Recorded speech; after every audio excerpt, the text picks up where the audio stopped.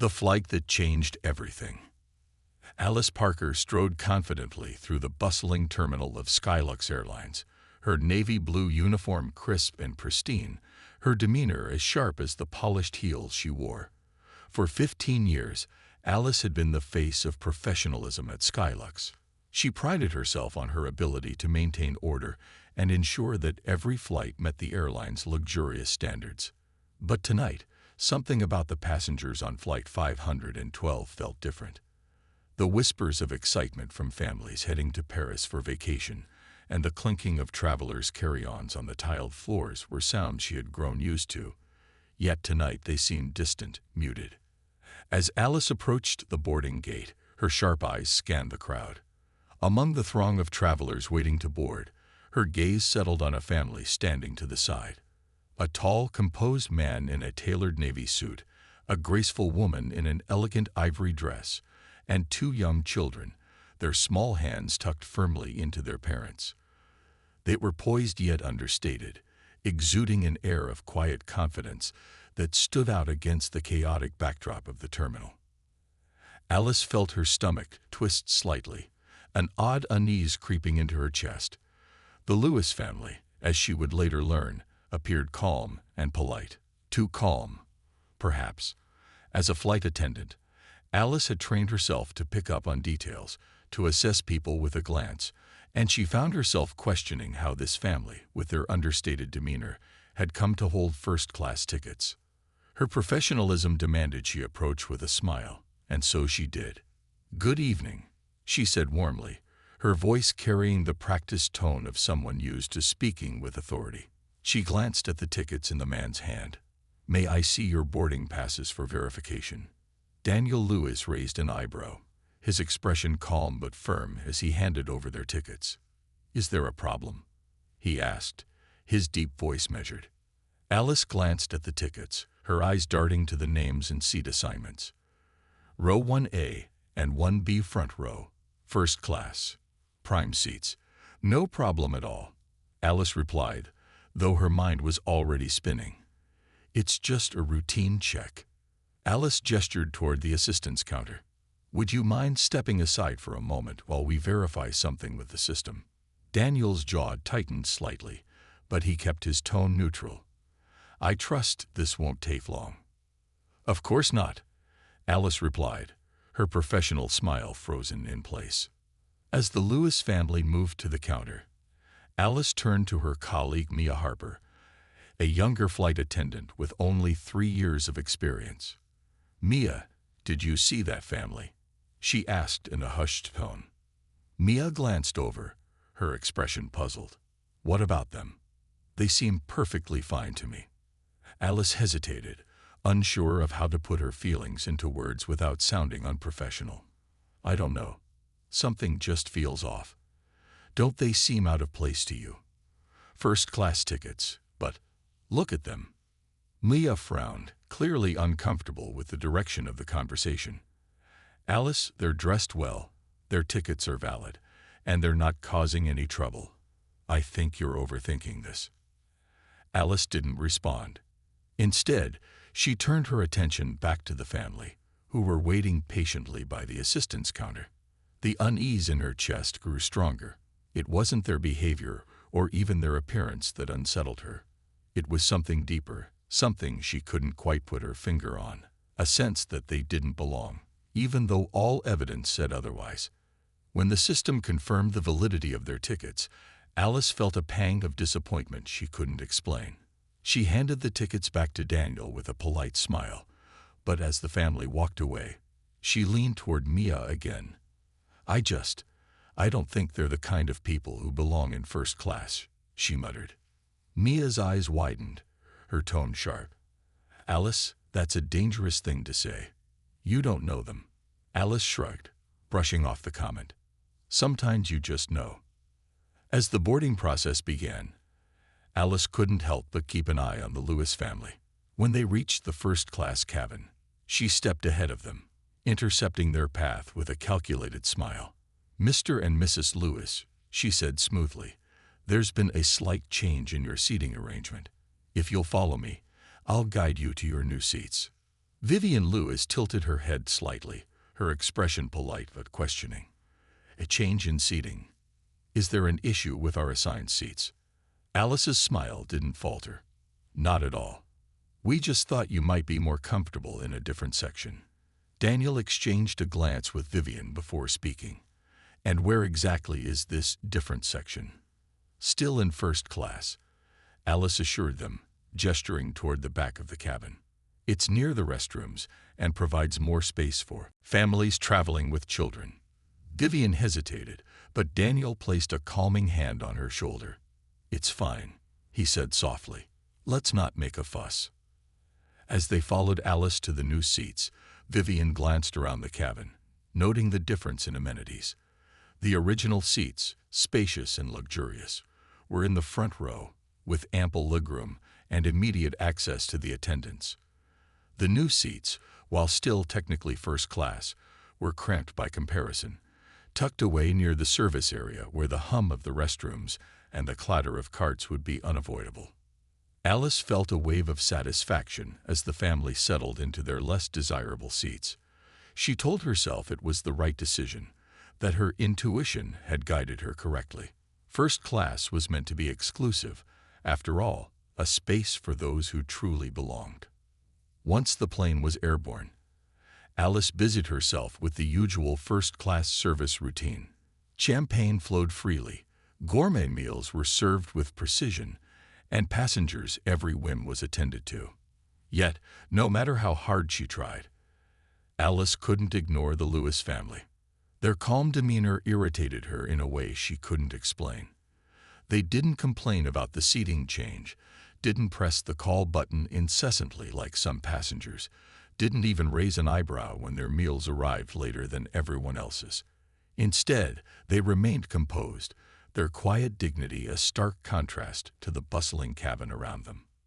Vivian read a book, her children nestled against her sides, while Daniel worked on a laptop, his expression focused and serene.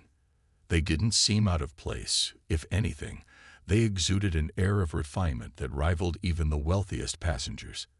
And yet, Alice couldn't shake the feeling that they didn't belong. As the hours passed, Alice's discomfort grew. Her actions had gone unnoticed by most of the passengers, but one elderly woman seated nearby had observed everything. The woman, dressed in a chic lavender suit, leaned over to Alice as she passed by with a tray of drinks. "Excuse me," the woman said, her voice gentle but firm. "I couldn't help but notice how you've treated that family. Is there a reason for it?" Alice froze, her professional mask slipping for a moment. "I'm not sure what you mean," she replied carefully. The woman raised an eyebrow, her gaze piercing. "Oh, I think you do.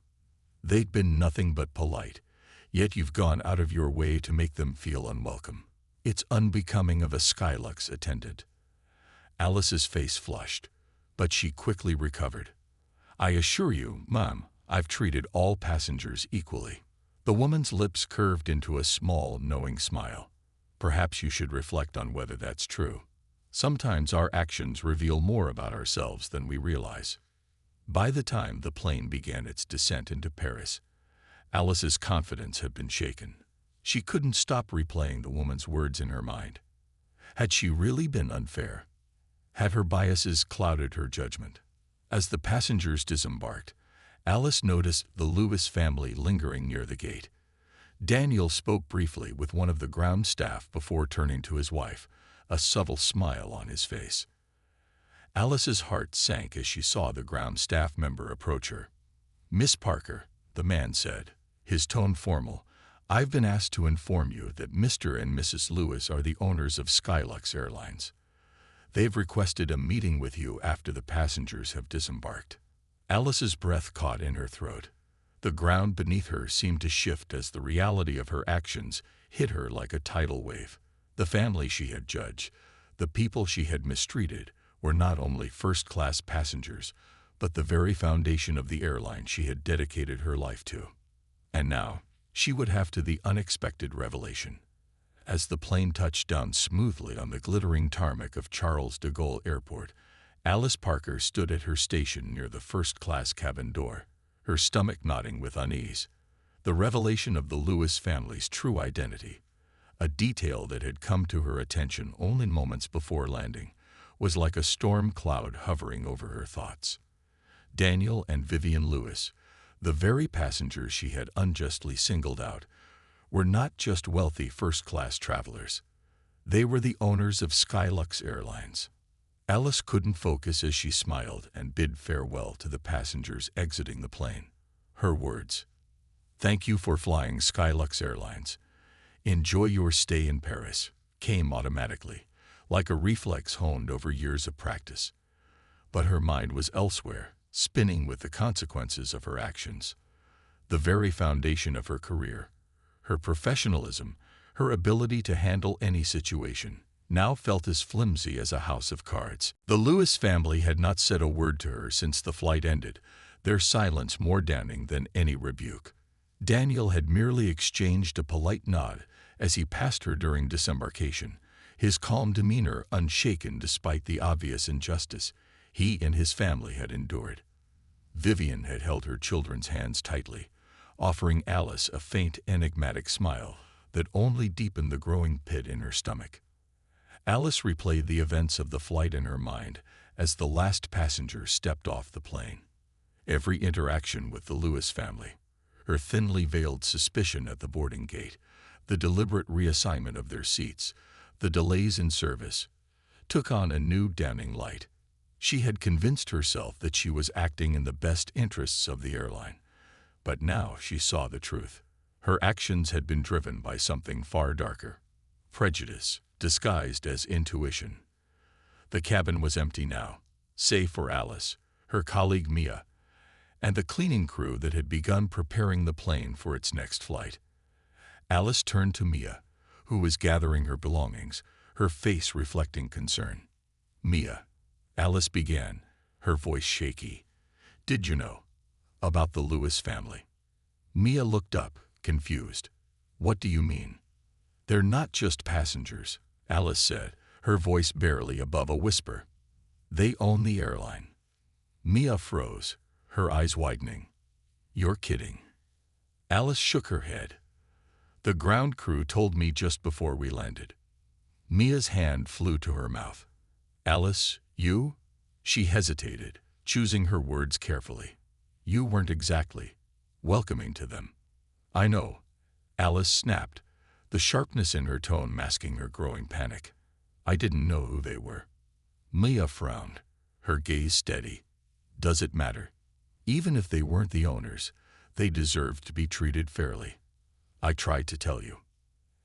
Alice felt the sting of Mia's words but said nothing. The truth was undeniable. As Alice exited the plane and stepped into the terminal, she saw Daniel and Vivian Lewis standing near the Skylux concierge desk. Their two children sat on a nearby bench, swinging their legs and chatting quietly. The sight of the family, so composed and unassuming, made Alice's guilt feel like a physical weight pressing down on her chest. She considered walking past them, pretending she hadn't noticed, but a Skylux staff member intercepted her before she could make her escape. "Miss Parker, Mr. and Mrs. Lewis would like a word with you." Alice swallowed hard, her heart pounding. There was no avoiding it now. The meeting took place in one of Skylux's private lounges, a sleek and luxurious space reserved for VIP passengers. Alice sat across from Daniel and Vivian, the tension in the room thick enough to cut with a knife. Daniel's expression was calm but unreadable, while Vivian's eyes held a mixture of curiosity and quiet disappointment. "Miss Parker," Daniel began, his tone measured, "we appreciate you taking the time to meet with us." Alice nodded, her palms damp with sweat. "Of course, Mr. Lewis. I'd like to start by apologizing. If there was any way in which Daniel held up a hand, cutting her off. "We'll get to that," he said. "First, I'd like to understand something. At what point during the flight did you decide that my family didn't belong in first class?" Alice's breath caught in her throat. The directness of the question left her momentarily speechless. I didn't think that," she stammered, though the words felt hollow even as she spoke them. "I was just trying to ensure that all passengers were comfortable." Vivian leaned forward, her voice soft but firm. And you thought moving our family to the back of the first-class cabin, next to the restrooms, would make us more comfortable. Alice's face burned with shame. I thought it might be better for families with children, she said weakly. Daniel's eyes narrowed, though his tone remained calm. Better for families, or better for you? The question hung in the air like a challenge, and Alice had no answer. She looked down at her hands, unable to meet their gaze. I've worked for Skylux for 15 years, Alice said finally, her voice trembling. I've always prided myself on maintaining the highest standards of service. But I realize now that I failed you. I allowed my own biases to cloud my judgment. And for that, I'm deeply sorry. Vivian exchanged a glance with Daniel, her expression softening slightly. We appreciate your honesty, Miss Parker, she said, but this isn't just about our family. It's about the culture we want to foster at Skylux Airlines. A culture where every passenger, regardless of how they look or where they come from, feels valued and respected. Daniel nodded in agreement. We started Skylux because we wanted to create an airline that was truly inclusive. My wife and I have faced more than our share of discrimination over the years, and we know how damaging it can be. That's why it's so important to us that every member of our staff upholds the values we stand for. Alice felt a lump rise in her throat. I understand, she said quietly. I've let you down, and I've let myself down. For a moment, there was silence. Then Daniel leaned back in his chair, his expression thoughtful. Miss Parker, we believe in accountability. But we also believe in second chances. What happens next will depend on you. Alice looked up, her eyes wide with surprise. You're giving me a second chance. Daniel smiled faintly. That depends. Are you willing to take a hard look at yourself and make the changes necessary to ensure this doesn't happen again? Yes, Alice said without hesitation. I'll do whatever it takes. Vivian's gaze softened. We'll be holding you to that. As Alice left the meeting, her emotions were a tumultuous mix of relief, shame, and determination. The Lewis family had given her a gift she hadn't expected. The opportunity to learn and grow. But the road ahead would not be easy. She would have to confront the biases that had shaped her actions, reevaluate the way she approached her work, and rebuild the trust she had broken. The flight home from Paris would be a long one.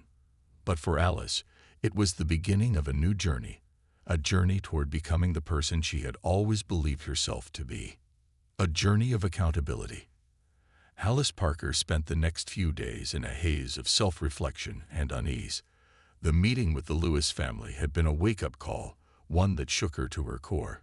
She had built her career on the belief that she was fair, professional, and dedicated to upholding the high standards of Skylux Airlines. But the events of Flight 512 revealed a side of herself she could no longer ignore. The Lewis family's parting words replayed in her mind constantly.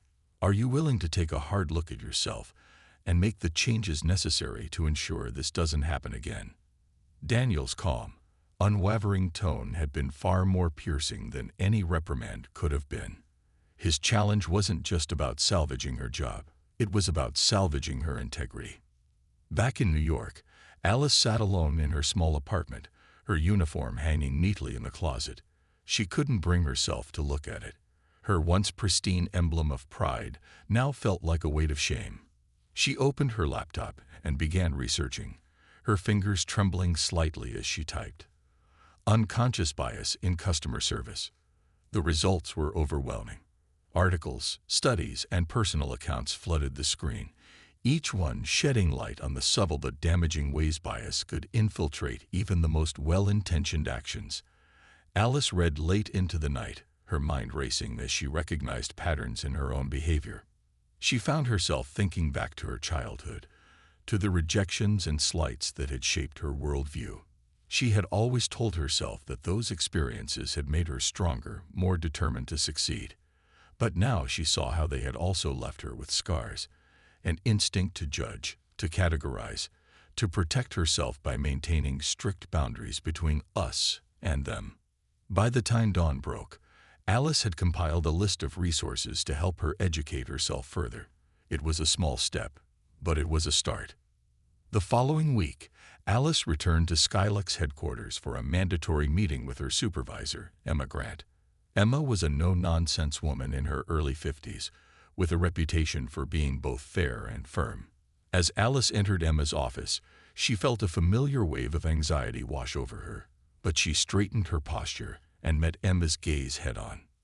"Miss Parker," Emma began, her tone neutral, "I've reviewed the report from Mr. and Mrs. Lewis regarding the incident on Flight 512. They've decided not to pursue formal disciplinary action, but they've made it clear that they expect us to address this situation seriously. And so do I." Alice nodded, her throat dry. "I understand, ma'am. I've spent the past week reflecting on what happened, and I want to do everything I can to make amends."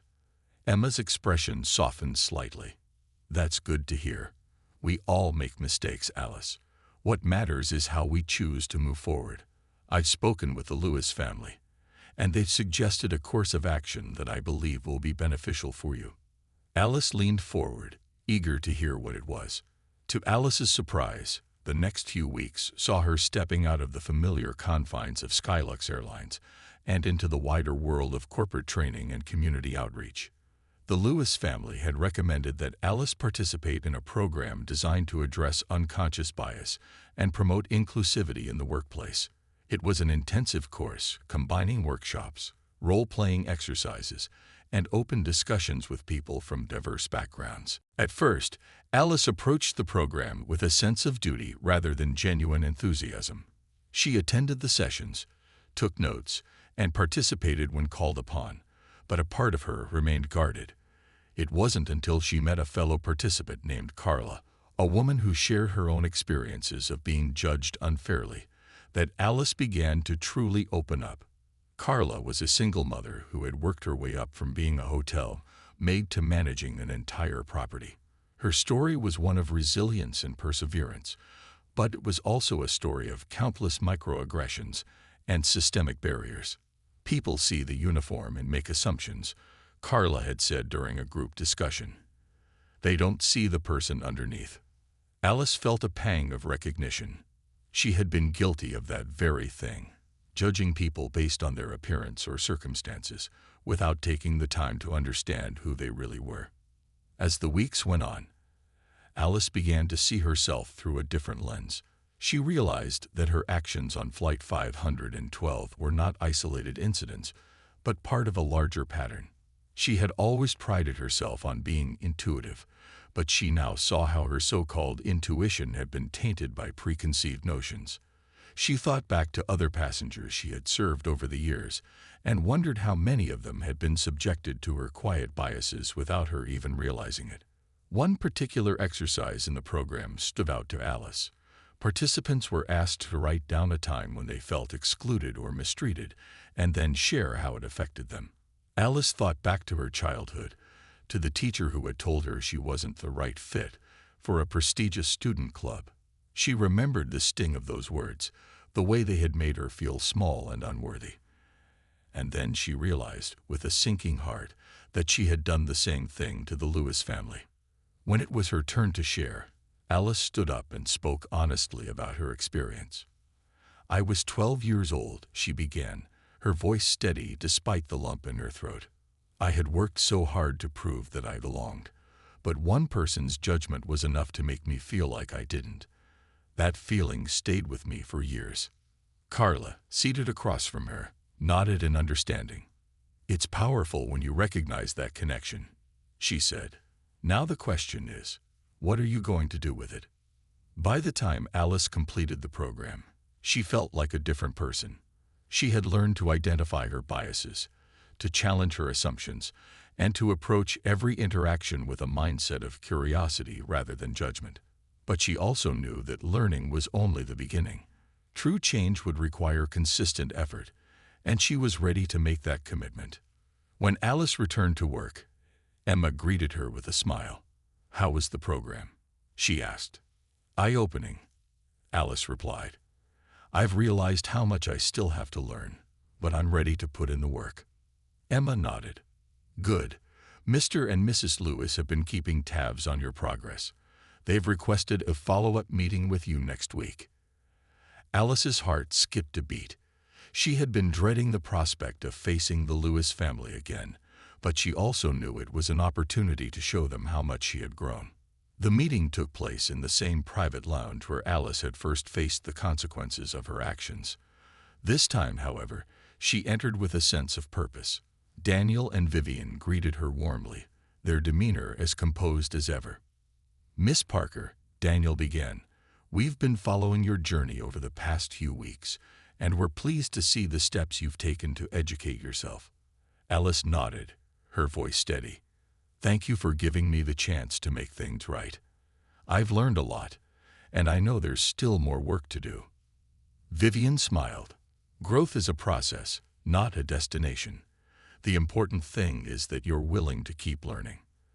As the meeting concluded, Alice felt a sense of relief and hope. The Lewis family had offered her a second chance, and she was determined to honor it, not just for their sake, but for herself. That evening, as Alice donned her uniform once again, she felt a renewed sense of pride, not in the perfection of her appearance or the prestige of her position, but in her commitment to being a better person. Flight 512 had been a turning point, and she was ready to chart a new course. Alice knew she couldn't change the past, but she could shape the future. And she was determined to ensure that every passenger she served, no matter who they were or where they came from, would feel the dignity and respect they deserved. Redemption in the skies. The air in the Skylux terminal buzzed with the usual pre-flight excitement. Travelers shuffling through the gates, announcements echoing over the PA system, and airline staff darting efficiently between counters. Alice Parker, now more mindful and deliberate than ever, adjusted her uniform before stepping into the briefing room for her latest assignment, a long-haul flight from New York to Tokyo. It had been months since the events of Flight 512 and the life-altering realization that followed. Alice had thrown herself into learning and self-improvement with a determination she hadn't known she possessed. The unconscious bias workshops and hours of reflection had left her with a deeper understanding of herself and a heightened sense of responsibility. Now, standing before her colleagues for the flight briefing, she felt a mixture of apprehension and resolve. Emma Grant, her supervisor, led the meeting. All right, team.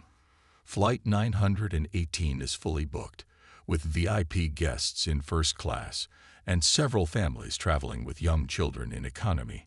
Emma began, her tone brisk but warm. Remember, as always, every passenger deserves our best service. Alice nodded along with the others, but Emma's words struck her differently now. She knew all too well how a flight attendant's small decisions, where to seat a passenger, how to deliver service, could ripple out in ways she hadn't considered before. This time, she promised herself she would do better. The boarding process for Flight 918 went smoothly at first. Alice greeted passengers with genuine warmth, her smile no longer a mask, but a reflection of her newfound empathy. Among the passengers were a diverse mix.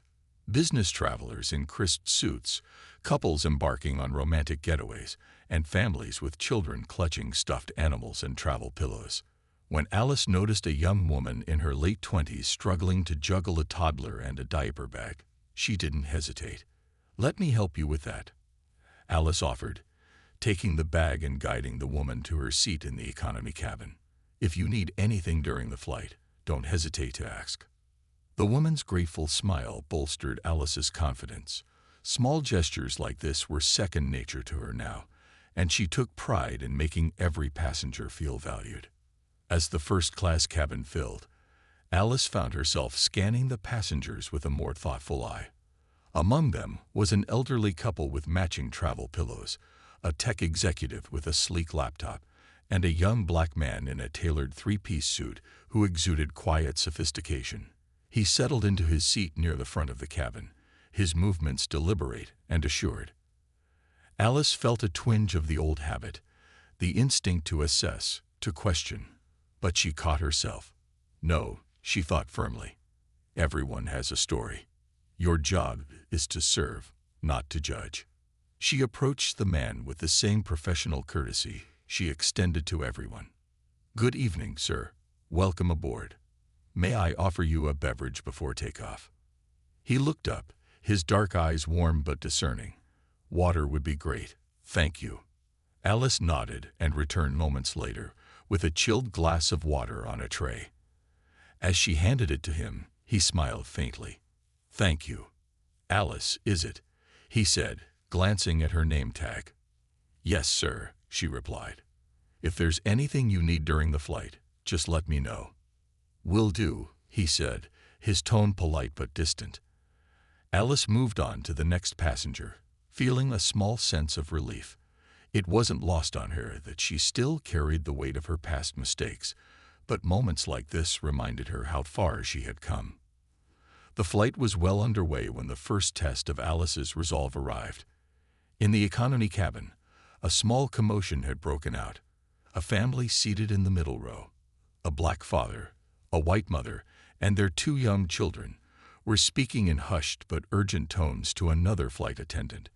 Their youngest child, a girl of about 3, was crying softly, her face flushed. Alice approached her colleague, Michelle, to assess the situation. What's going on? She asked, keeping her voice calm. The family's daughter seems to be unwell, Michelle explained. They're asking if there's any way we can move them closer to the front, where it's quieter. Alice glanced at the family, noting the father's worried expression and the mother's gentle attempts to soothe their daughter. The economy cabin was nearly full, but there were a couple of open seats in the premium economy section that might offer a more comfortable environment. I'll handle it, Alice said, stepping forward. She crouched slightly to address the father, her tone soft and reassuring. Sir, I understand your little one isn't feeling well. Let me see if I can find a solution for you. The father, whose name she would later learn was Marcus, nodded, his gratitude evident. Thank you. She's been having a rough week, and we didn't want to cancel the trip. But the noise back here isn't helping. Alice smiled gently. Let me see what I can do. After a quick consultation with the purser, Alice returned with good news. We have 2 open seats in premium economy. It's a bit quieter up there, and you'll have more space. I'll help you get settled. As Alice guided the family to their new seats, she caught sight of a few passengers in the economy cabin whispering and casting judgmental glances. She ignored them, focusing instead on Marcus and his family. Once they were settled, the little girl began to calm down, her cries tapering into soft hiccups. Marcus turned to Alice, his expression earnest. Thank you. I know you didn't have to do this. Alice shook her head. Every passenger deserves care, especially little ones. If you need anything else, just press the call button. Back in first class, the young man in the 3-piece suit had been watching the scene unfold. When Alice passed by his row, he stopped her with a question. Excuse me, Miss Parker. Alice paused, her professional demeanor firmly in place. Yes, sir. I saw what you did for that family back there, he said, his tone thoughtful. It's not every day you see that kind of attentiveness on a flight. People usually assume someone else will step in. Alice felt a flush of warmth at the unexpected compliment. Thank you, sir. I just try to treat everyone the way I'd want to be treated. He nodded, a hint of approval in his expression. It's noticed. As Alice continued her rounds, she couldn't help but reflect on his words. It was a small validation, but it meant everything. For too long, she had taken shortcuts in her thinking, letting assumptions guide her actions. But now, every positive interaction was a reminder of the person she was striving to become. Toward the end of the flight, as the plane cruised over the Pacific, Alice found herself chatting briefly with Marcus. He told her about his family, their vacation plans, and the challenges of parenting a spirited 3-year-old. In turn, Alice shared a bit about her journey as a flight attendant and her commitment to making every passenger feel welcome. It's rare to meet someone so invested in their job, Marcus said with a smile. I've flown a lot, and I can tell when someone's just going through the motions. You're not. Alice's chest tightened with emotion. She thought of the Lewis family and how their grace and generosity had set her on this path. I had a wake-up call recently, she admitted, and it taught me that every interaction matters more than we realize.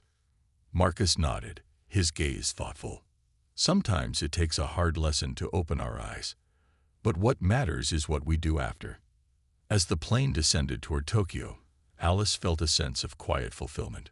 The journey she had started on Flight 512 was far from over, but this flight had been a milestone, a chance to put her learning into practice and to honor the values she now held dear. When the passengers disembarked, Marcus shook her hand, his gratitude unmistakable. And as Alice returned to the terminal, she found herself smiling, not out of obligation, but out of a genuine sense of purpose.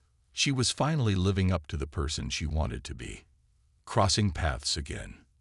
The sun had barely risen over the glittering New York skyline when Alice Parker stepped into Skylux Airlines' executive lounge for an unexpected meeting. Emma Grant had called her the previous evening with little detail beyond. Be at the Skylux headquarters at 7:00 a.m. sharp. There's someone who wants to speak with you. The cryptic message had left Alice both intrigued and slightly on edge. It wasn't like Emma to withhold details, and Alice wondered if this meeting was connected to her recent efforts to rebuild her reputation. The lounge was quiet, its modern decor and plush seating designed to exude exclusivity and comfort. Alice smoothed her uniform nervously, scanning the room. Her heart nearly stopped when she saw Daniel and Vivian Lewis seated near the far end of the lounge, their presence unmistakable. The owners of Skylux Airlines, the family whose grace and forgiveness had transformed her career.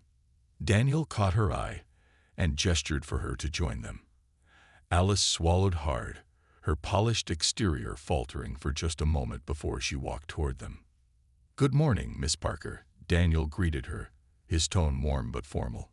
Vivian offered a kind smile, though her piercing gaze seemed to search Alice for signs of change.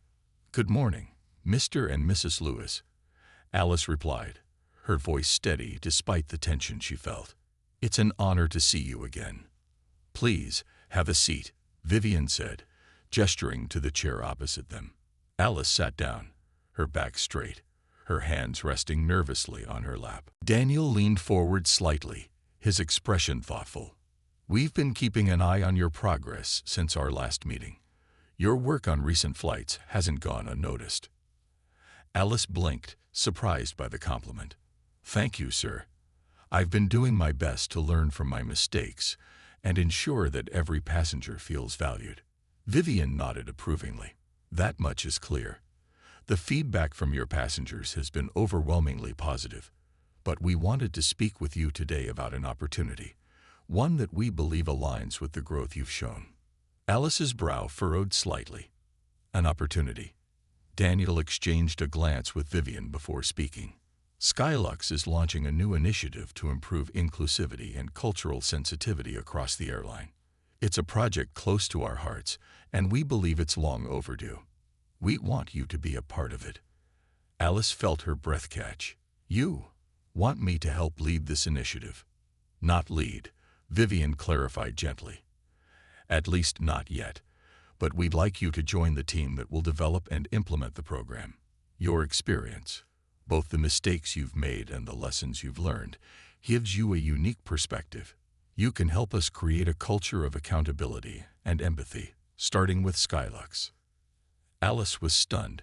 She had expected this meeting to be a review of her performance, or perhaps another gentle reminder of her responsibilities.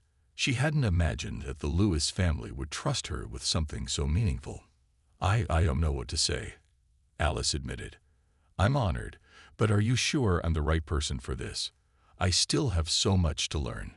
Vivian smiled, her expression softening. "That's exactly why you're the right person.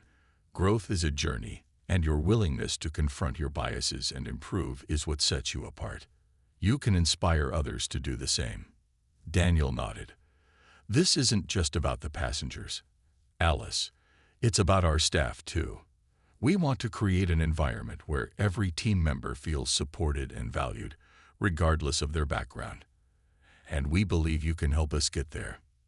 The meeting left Alice with a renewed sense of purpose, but also a deep awareness of the responsibility she was being entrusted with. Over the next few weeks, she immersed herself in the project, working closely with a diverse team that included Skylux staff, external consultants, and community leaders. Together, they developed a comprehensive training program that addressed unconscious bias, cultural competency, and strategies for creating a more inclusive workplace. Alice's role in the project required her to step outside her comfort zone. She facilitated workshops, shared her own story as a cautionary tale, and participated in candid discussions about the challenges and opportunities facing Skylux. At first, she felt exposed, her mistakes laid bare for others to scrutinize. But over time, she came to see the power in vulnerability. By admitting her shortcomings and demonstrating her commitment to change, she inspired others to do the same. One of the most transformative moments of the project came during a focus group with Skylux employees from underrepresented backgrounds. The session was meant to gather insights into their experiences and identify areas for improvement. As Alice listened to their stories, she felt a profound sense of connection and responsibility. A flight attendant named Carla shared her experience of being overlooked for promotions despite her qualifications. "People see me as the girl who pours their coffee, not as someone who could lead a team," Carla said, her voice tinged with frustration. "It's exhausting having to prove my worth over and over again." Alice nodded, her chest tightening. "I understand," she said quietly. "I've been part of the problem in the past, but I'm committed to being part of the solution now." Carla's expression softened slightly. "It's good to hear that. But words aren't enough.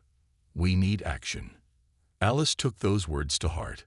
Over the coming months, she poured her energy into turning the initiative's goals into tangible results. She helped redesign the hiring and promotion processes to ensure greater equity and transparency. She worked with the team to create a mentorship program that paired senior staff with employees from underrepresented backgrounds.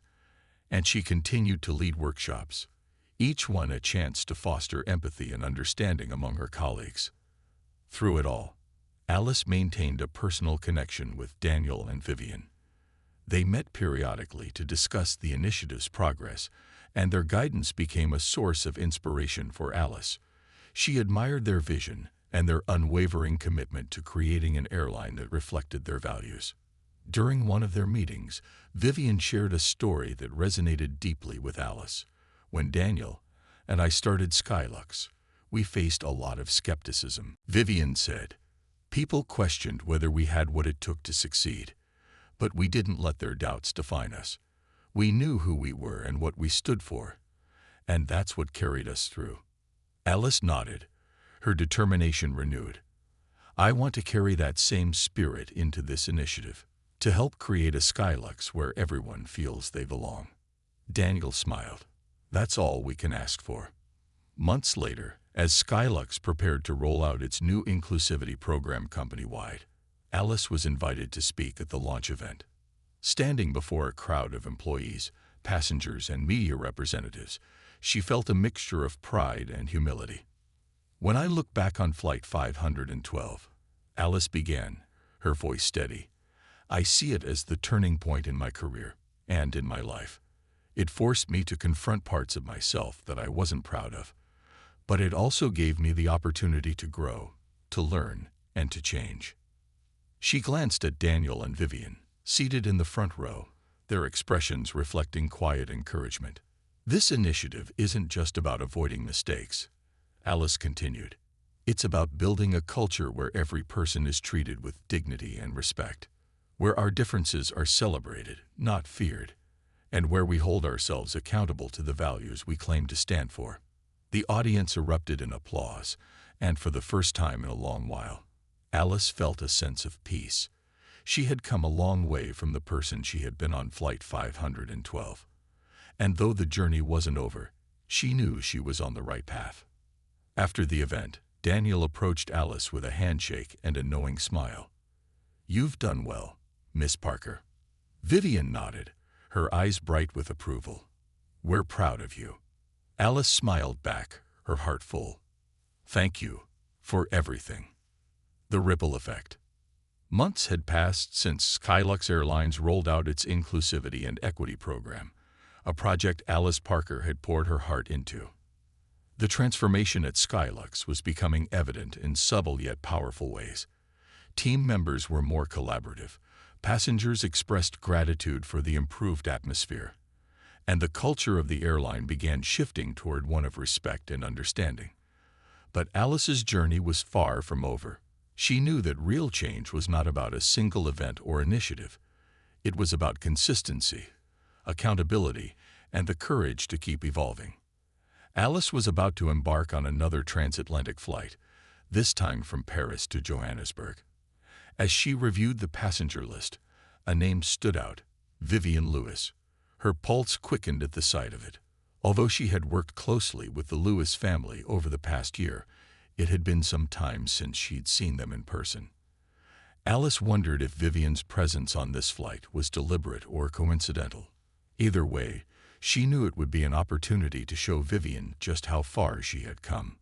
The flight was fully booked, and as Alice welcomed passengers aboard, she was struck by the diversity of the travelers. Families, solo adventurers, business executives, and students filled the plane, their varying accents and attire reflecting a global tapestry. When Vivian Lewis stepped into the first-class cabin, her presence radiated the same calm grace Alice had come to admire. "Good evening, Mrs. Lewis."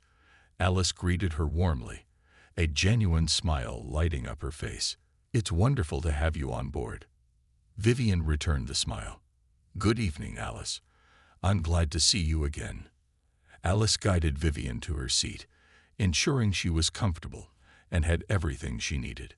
But Vivian wasn't the only passenger who would test Alice's growth on this flight. In the economy cabin, tensions were brewing.